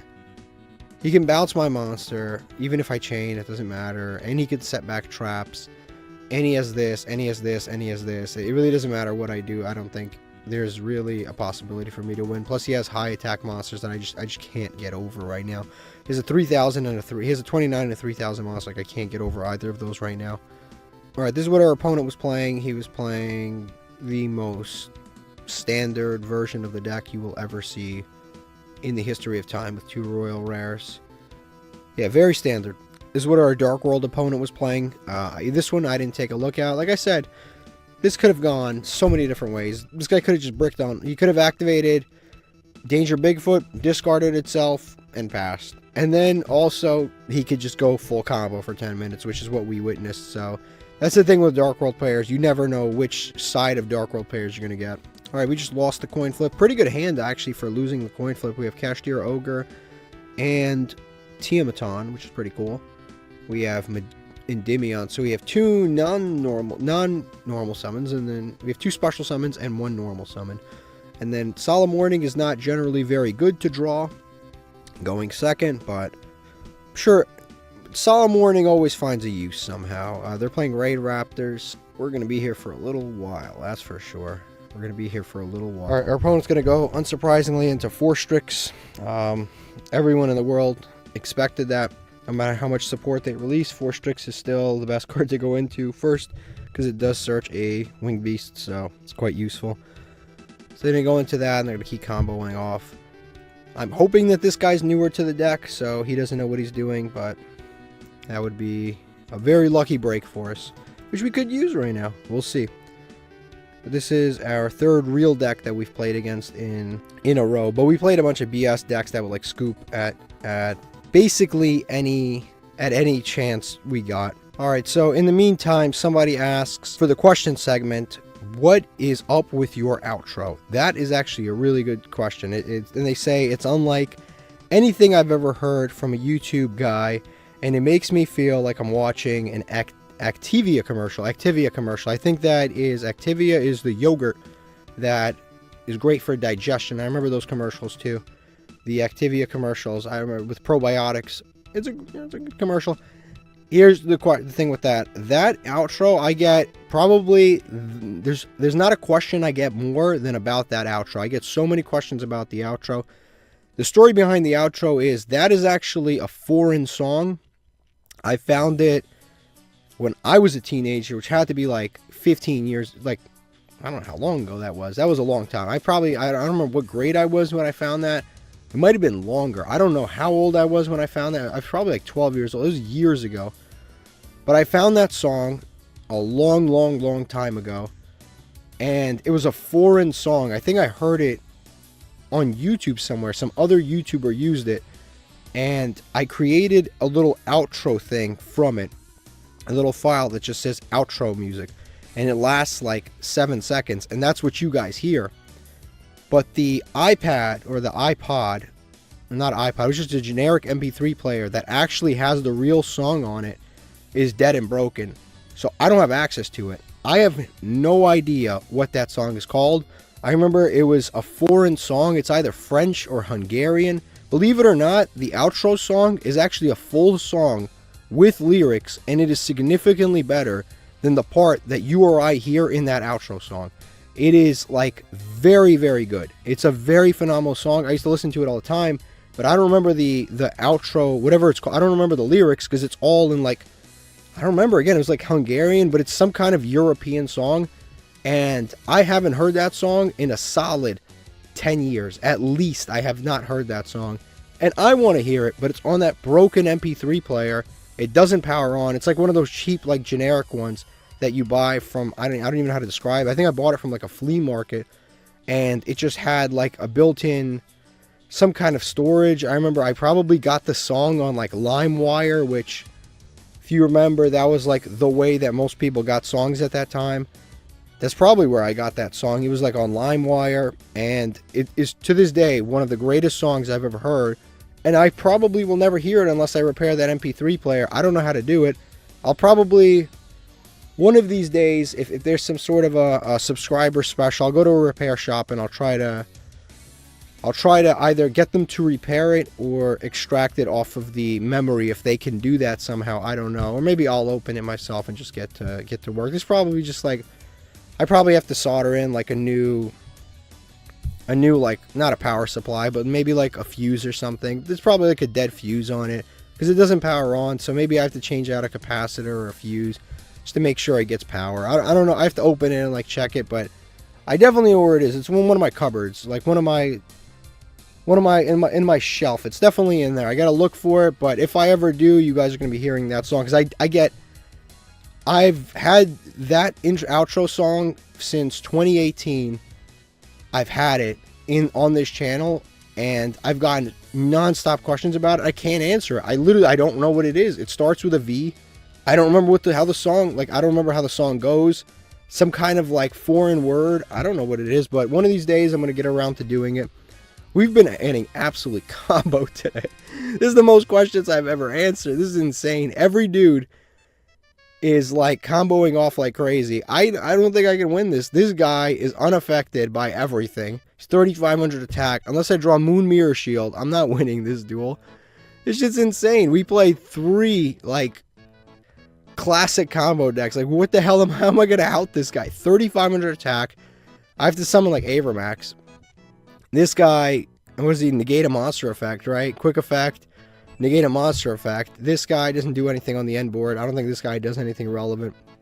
This guy is here, which means he sets some fog blades. Like, this shit's insane. We're definitely going to activate this. He can't activate spells and traps yet. He can negate this, though. When your opponent activates a monster effect, detach, negate the activation. This is once per turn. Or not. This is not once per turn. Is this... Hold on, is this not when your opponent activates a monster effect, you can detach, then special summon XYZ monster from your... Is this not once per turn?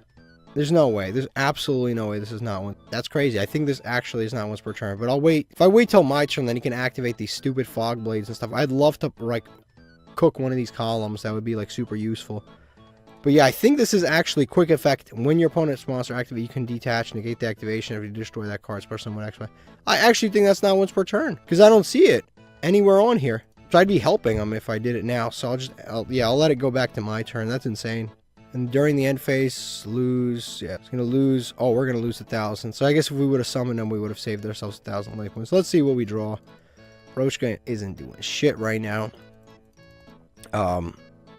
I think we summon out Kashtira Ogre first. I think we just summon him out. That way we can banish the... I don't think we're winning this. I mean, our best bet is to get a Moon Mirror Shield off Endymion. That is our best bet. That is like the best bet that we could possibly have is that. We're going to activate Iron Dragon Tiamatron. If we can get to Moon Mirror Shield, I think we've got a solid shot here, but outside of that, I think we're kind of cooked here. Solemn Warning. This is the main culprit here. He's insane. But this guy's pretty insane too. He can negate monster effects. As far as I can tell, not once per turn either. He's got 3 materials. I think he's not once per turn. So he's going to negate that. And he's going to destroy our Tiamatron in hand. And then I guess we go Endymion. That's our best bet. And he's going to summon back the Brave Streak. And then we'll activate Ogre. And we'll see if this is once per turn or not. He's going to activate this dude in response, and then he's going to also rank up magic spell on this dude, so he's going to summon Caliga probably, because he's going from 7 to 8. Yeah, he's going to go Caliga to, like, yeah, there he is. Kali Yuga. I'm sorry, not Caliga. Kali Yuga. And now we can't activate monster effects, or any cards we activate are going to be negated. And on that note, I think we just scoop. That's insane. We played against 3 real combo decks back to back to back, and there's literally nothing we could have done. I couldn't have played that any differently, any better. There's nothing I could have done. We played against 3 real decks, and we went second, and we got cooked. There's nothing I could have done. They went on and on and on, and we just kind of lost. It'll happen from time to time. There's nothing, we can't get mad.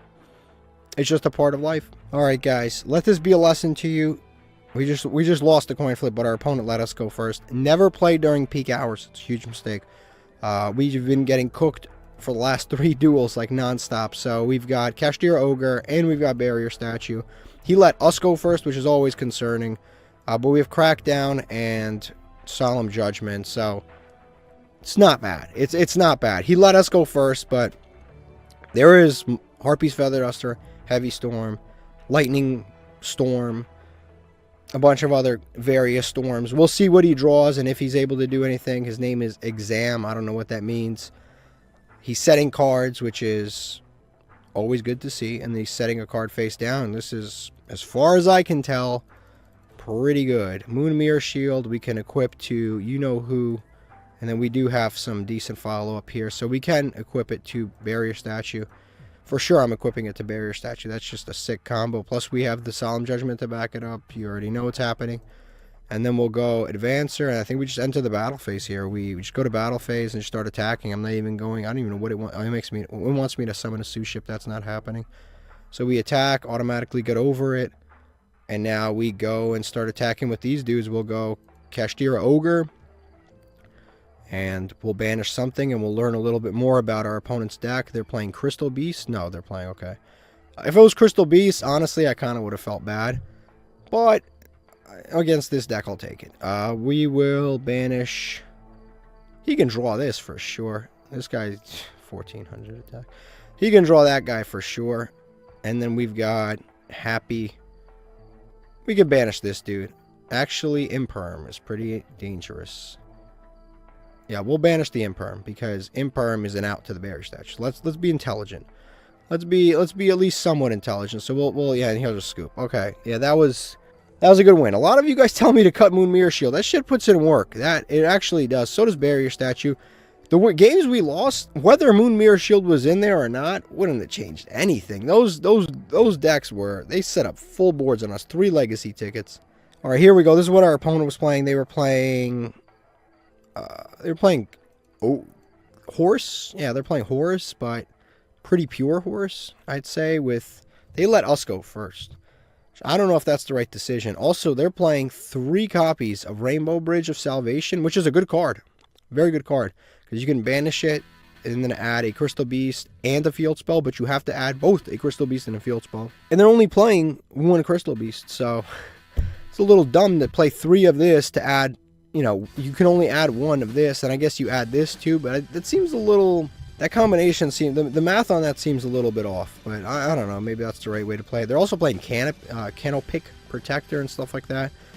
They're playing everything. Yeah, this is, I wouldn't say call it the stun build, but they're playing like going second cards, but they're also playing, there can only be 1. They might as well play Skill Drain.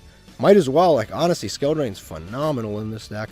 Because every monster's like 3 grand other than, and they're playing Horse. Yeah, this should definitely, they're playing 2 Horse. Wow, okay.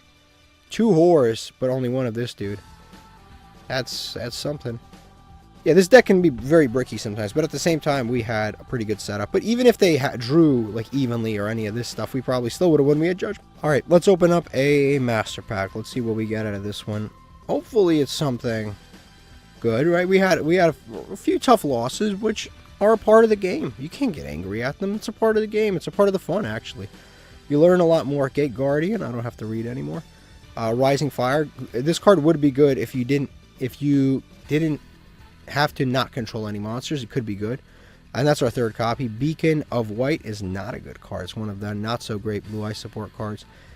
Evo Karma. When a monster special summons Evolite. Yep, it's an Evolite card. Can't really use that. Edgem Chain, maybe. Right? It searches a fight for a card, but we don't have the card we want to search.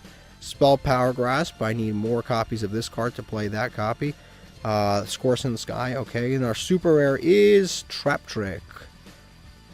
Trap Trick. You can send 1 set special summon this card from your hand. So I guess it's a free special summon.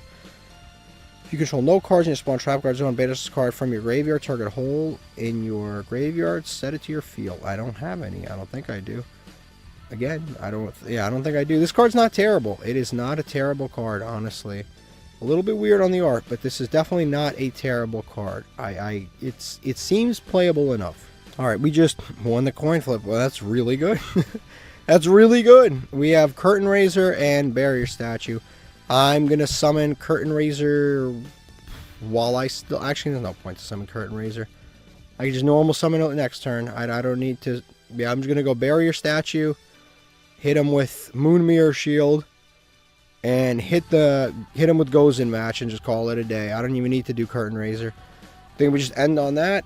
If they don't have Raigeki and they're not playing a fire deck, I think that we pretty much have won this duel. That is a pretty sick combo. We got Barrier Statue, Moon Mirror Shield, Gozen Match, followed by Ash. I mean, listen, as long as they're not playing that, we're good. But of course they could have it now. And you guys told me to cut Moon Mirror Shield, which is understandable. I understand why you guys told me to cut Moon Mirror Shield. Against a lot of decks, I wouldn't say against a lot of decks, but on our previous end boards it wouldn't do anything. But Barrier Statue, Moon Mirror Shield is just, it's like a match made in heaven. They're made for each other.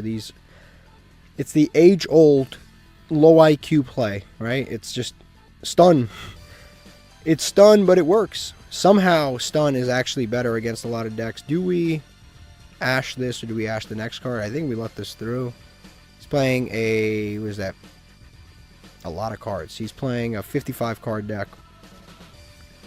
I think it's fine. We let this card through and we see what else he's got. This will teach us about what deck he's playing. So he's going to send something, but I'll Ash the next thing. I'm not going to Ash something stupid like a Foolish, because I don't even know what he's going to Foolish.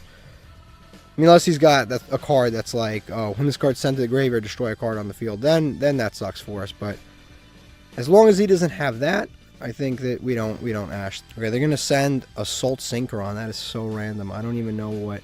This card does have a graveyard effect. If you're ever playing Blue Eyes or any card that tributes, it's actually a pretty decent one. They're gonna add. I'm not Ashing anything now that I know what he's playing. I'm not Ashing anything. He's going to activate Tuning. That's fine. Like, I'm not Ashing anything. Unless it really, like, significantly hurts us, I'm not Ashing anything. I'm going to send Junk Synchron to the graveyard. Reborn Tengu, by all means. Like, when this leaves the field, summons another one. It doesn't matter. We have Moon Mirror Shield and Barrier Statue. Like, by all means. He's going to set cards. Wow, he's playing, like, Tengu format. Send a Stardust to the graveyard. Again, I'm saving it for something that matters. Now I know what he's playing. I'm going to save it for... was it Jet Synchron or Junk... I always forget if it's Junk Speeder. That's what it is. Unless Junk Speeder gets summoned, that Ash Blossom is staying in hand. I just have no reason to do anything else. He's going to go end phase. I have no reason to Gozen Match right now. Gozen is actually a floodgate that maybe isn't actually the best for us.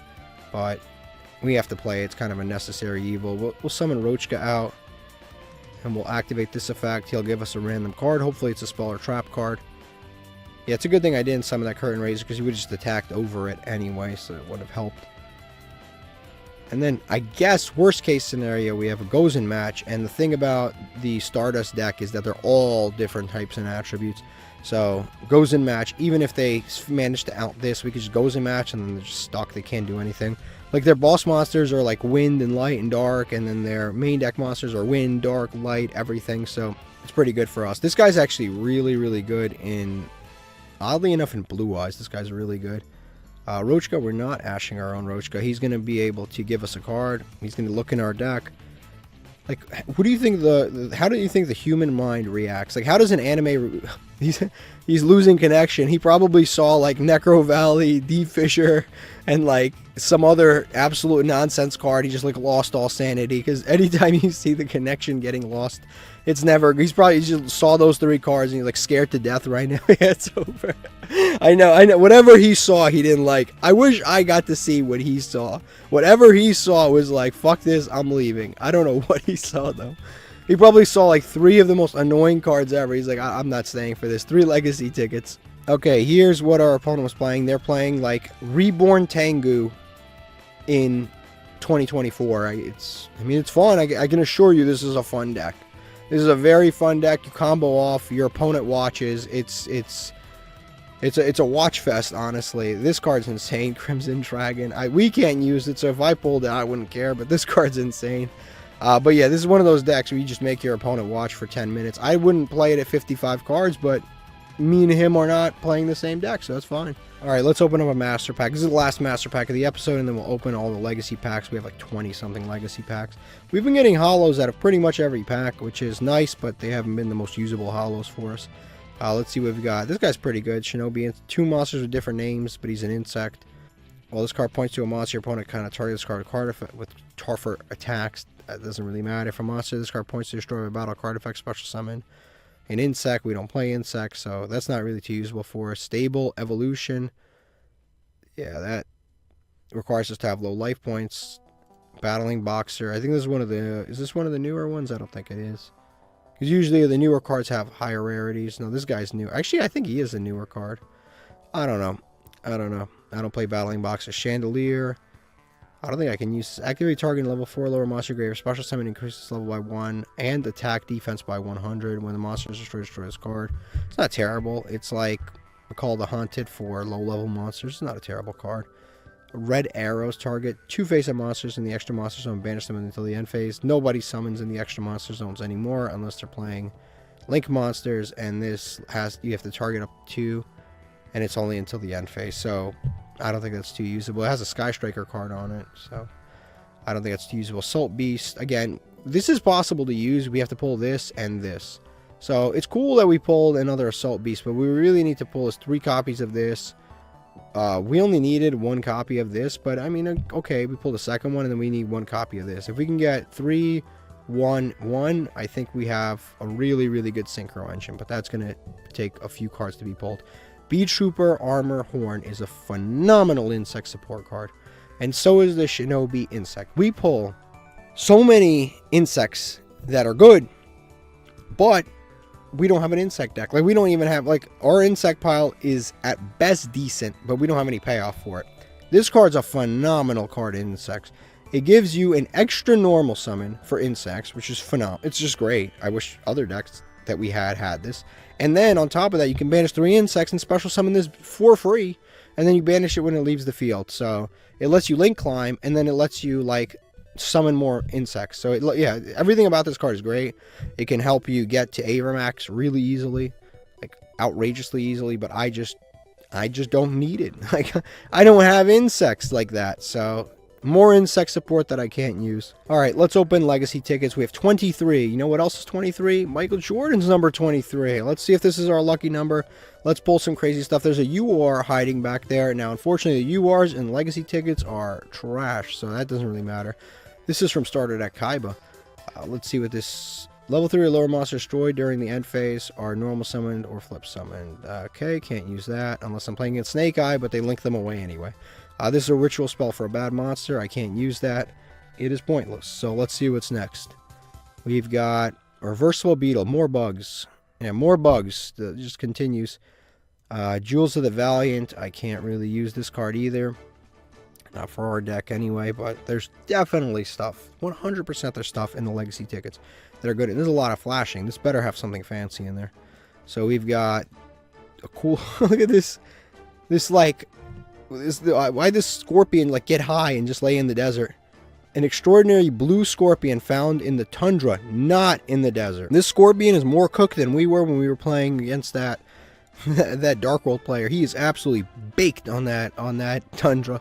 Let's see what this is. It's a super rare Stardust Respark. When your opponent's special summons a monster declares an attack, its attack is greater or equal to than your life points. Negate the attack, draw a card. Then you can special summon a Stardust monster from your extra deck or graveyard. That is maybe worth playing.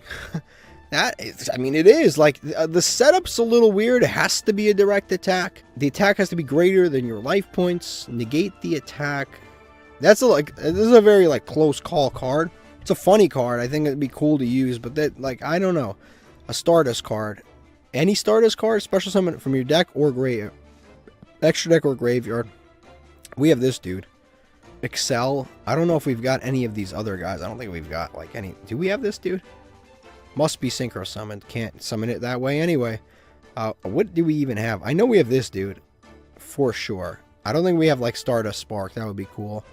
We don't have regular Stardust for sure. Charge Warrior. I gotta look through those Stardust cards. I gotta see which ones we have. It might be cool. I don't like cards that are like very much a close call. That is a very close call. But we can actually set that for free off of the Labyrinth. So I guess it's not the worst. Crass Clown, Prickle Fairy. Can't use either of those. If it was 03 format, we would have just... That's like pulling Exodia in 03 format. Tornado Bird. I don't think return 2 Spawn Trap cards. When flipped. Crusadia Maximus. That's pretty good. That's for... We do have that Link deck that we still have. Because we do have Crusadia Avermax, obviously. And then you could target Crusadia Link monster this turn. If it battles an opponent's monster, any damage it inflicts is doubled. Damn, that's a lot of damage. That could be good. But I'm very happy to pull Crusadia cards. Very cool archetype. Honestly, it's a really cool archetype. We just need to pull the UR, which, you know, the Link 3. So let's see what this is. We have Dream Sprite. This should be a UR if I'm not mistaken. Let's see. We've got Penguin Brave. That's actually really cool. This is actually one of the better URs that you can pull in this entire pack, actually. So it's generic. It's a level 6. We can make it with Excel Synchron. Your opponent cannot target face-down monsters with card effects. Fair enough. And then also you can use both effects once per turn. If this card is Synchro Summoned, special summon a Penguin monster from your deck in face-down defensive position. So when it's Synchro Summoned, we can summon Mr... What's his name? We can summon Penguin Soldier, for example. And then when your opponent activates a monster effect, you can flip one face-down defensive position water monster you control face-up. So basically what this does is, this also has another effect if something about banishing. I guess I'm wrong. Where's that? Scar Singers. Yeah, I guess I'm wrong. I could have sworn that when they leave the field they get banished or something like that, but maybe that's another card that I'm talking about. Okay, never mind. I'm mixing it up with another card. This is some card, I don't remember which one, but, oh, I think it's No Penguin or something like that. It's one of them that... Yeah, this is it. This is No Penguin. Yeah, I got them mixed up. Yeah, if you have to have No Penguin on the field, but if this card, if a card would be returned from the field to the hand by the effect of a Penguin, banish it instead. So if you have this card on the field while you also have the Penguin Brave on the field, it gets banished. But this is a really cool pull. Like I said, if we just summon this, we get to set regular old Penguin Soldier to the field. Then when our opponent activates a monster effect, we can quick effect flip the monster. Flip the Penguin, and then return 2 cards to the hand. So on top of being a 2400 attack monster, it also bounces. It's pretty good, because like I said, we have a variety of cards that are pretty good that work with level 6s. We have Assault Synchron, which is a free summon, and so any level 4 plus Penguin Brave can get us to... Yeah, any level 4 plus our like level 2 Assault Synchron can get us to Penguin Brave, or it can get us to Coral Dragon. Either way, I think it's a pretty dope combo. So Penguin Brave is definitely something to play around. And then we have, like I said, we already have the other thing for it. It's a pretty neat interruption, honestly. This card's really good against dark monsters. Oh no, if it battles a light monster, it gains 1,000. It's 21, it becomes 31. It's not that impressive. Curry Boo. We have 3 Curry Babylons. We have a full UR playset pulled out of Legacy tickets. On my main account, I have 5. Warrior Returning Alive and Underworld Egg Clutch. When a face-up fish, sea serpent, aqua is banished, add a level 4 fish, sea serpent, aqua from your deck. Seems a little specific. Let's not... Yeah, a little too specific for my liking. But so far, these pulls have been pretty good. Penguin Brave is one of the best URs you could possibly pull out of this. Swallowtail, Butter Spy, target one monster, that's not that good. And then this is sort of deep-seated. Someone was literally telling me about this card. So basically what this card does, it's if this card is sent to the graveyard, place it on top of your deck. That effect is mandatory. One thing that you can do is you can summon Crooked Cook, and every time you go to the end phase, you have to discard. So you discard Sword of Deep-Seated, and basically you just put it back on the top of your deck. And you essentially have endless cards in your deck while your opponent does not have endless cards in their deck. So you can, with Sword of Deep-Seated, basically beat anybody. Crooked Cook plus Sword of Deep-Seated will win any duel, basically, as long as they can't out the Crooked Cook. I think most people can out Crooked Cook. Mechanical Hound, no cards in your hand. Your opponent cannot activate spell cards. It's not terrible. but I don't think we could pull that off. Nightmare Archfiend, tribute one monster, special summon 3 tokens to your opponent's side of the field. Each time when destroyed, inflict 800. I don't think I can really do much with that. I don't even know why that's a super rare. I'm just giving my opponent free tokens, honestly. It's a random super rare. There's a lot of good super rares in this pack, but we have not pulled a good super rare in quite some time. DD, Vice Typhoon, Firegrass, can't use either of those. It's an old LOB fusion card. Yeah, I'm waiting to pull one of the really good ones. Mega card, whatever, and then this dude, we've got a million of at this point. We haven't pulled a good super rare out of the legacy tickets in quite some time. So we've got Last Day of Witch, destroys all spellcasters. Can't do much with that. Cyber Summon Blaster. I remember this card. Each time a machine monster special summoned, while this card continues to try inflict 300. I remember Cyrus used this to beat Hasselberry GX. Mad random. I don't know. Stupid ass episode, but whatever. Then we've got, can't use that, and Hungry Burger. Cool art, but I can't use that.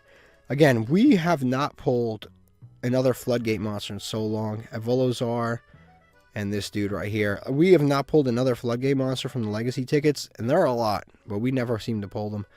This is number 10.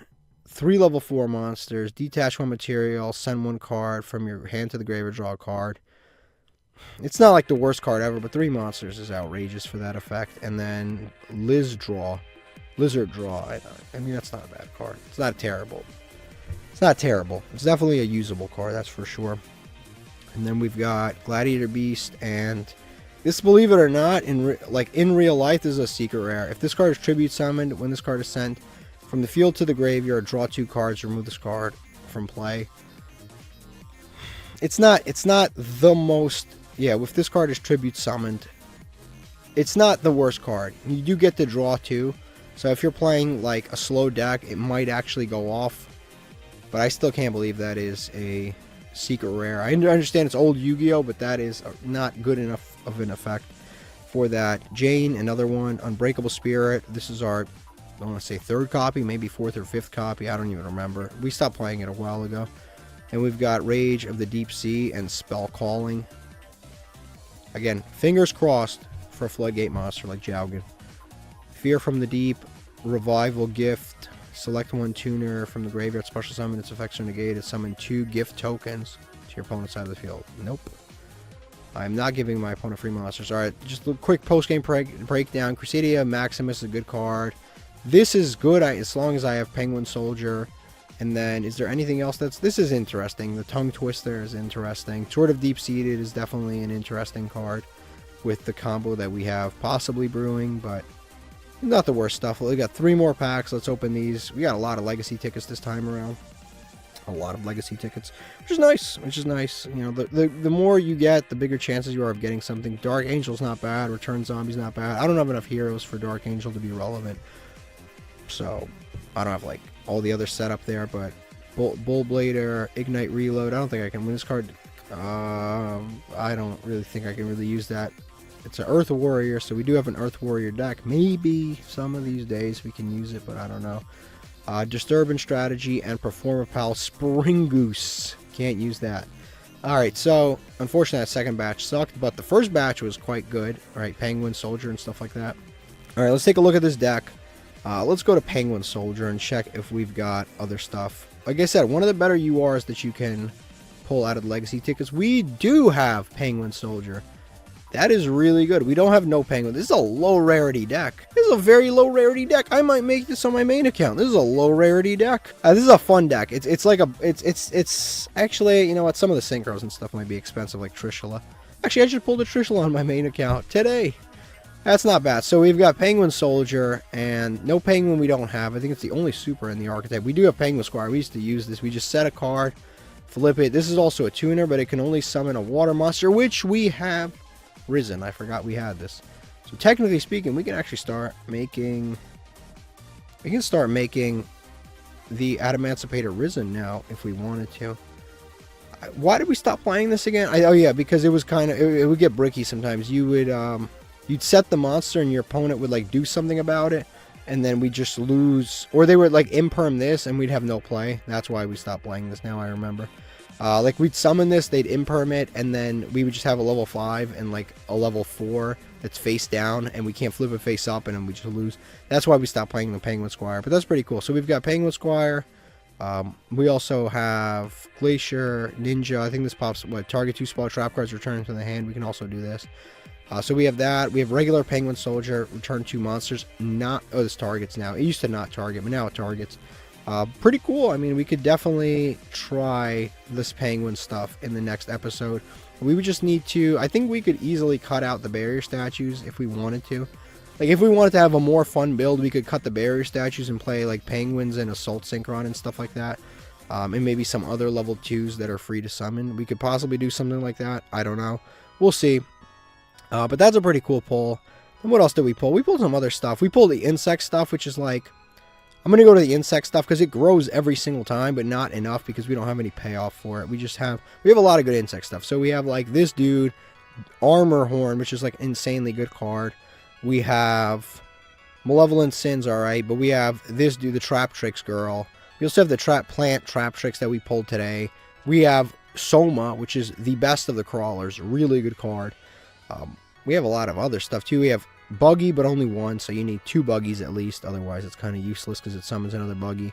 We have the alien that Vegeta and Nappa beat on a foreign planet. We have Parasite Paranoid, which is pretty cool. If it gets tributed, other stuff can happen. Summon insect from the hand. We have a lot. Like, we keep scrolling through it. We have a lot. Noble Man-Eater Bug. No, we have this stuff right here. Ravenous Tarantula. Godarla. We have a few crawlers. We have Doomdozer's pretty good. Self-Destruct Ants pretty decent. What else do we have here? This Fairy Ant Girl, which is like not a bad card. Estecapede is not a bad card. We also have that big guy. We have this right here, Sneaky Sea, Dream Cicada. Like, seriously, we really don't have bad things for insects, but just like they're all over the place. We have no win condition whatsoever. We also have that UR we pulled a while ago. Where is he? He's like hiding right now. We have the Bee Trooper Ultra Rare. I can't find it right now, but he just like vanished mysteriously. Maybe I passed it. I'm just being dumb. But we've got the UR for Bee Troopers. Alright, here we go. I sorted by rarity. This is what I'm talking about. I have Stingolanius, which is really a good card, but like I can't do anything with it. We really do. Oh, and we have this dude, the Roller. We have 3 copies of Roller. Like, we actually have some really good insect stuff, but not enough to play the full deck. Oh, we have this, the Mother Spider. We have the Bio Insect, dude. Actually, we pulled an insect today. We literally pulled an insect today that's really good, too. We pulled... You know what's crazy? We probably could actually play an insect deck. Actually, I'll keep insect on and we'll go newest first. We pulled an insect today that's like one of the better insects that you could possibly play. Order obtained. Where is he? This dude. The Infinite Antlion, or the Antlion, the Infinite Antlion is actually a really good card. It's actually crazy. We do actually have a lot of insects that are pretty good. I think it'd be interesting to play an insect. Oh, we have Bomber too. See what I mean? I just keep, the more I look through it, the more I realize that we have good insects. But the problem with these insects is they're all over the place in level, and our decks so far have been obviously like, you know, like making rank 4s and stuff. But their levels are just like all over the place, like a level 4, level 7, level 8, level like 3, and it's like the levels don't really match up to do anything in our particular case. So unless we pull the other good ultra rare, which is the Cicada from the legacy tickets, we can't really do anything with this. But definitely we have some really pretty decent insect support. La, la, la, la, la, la, la.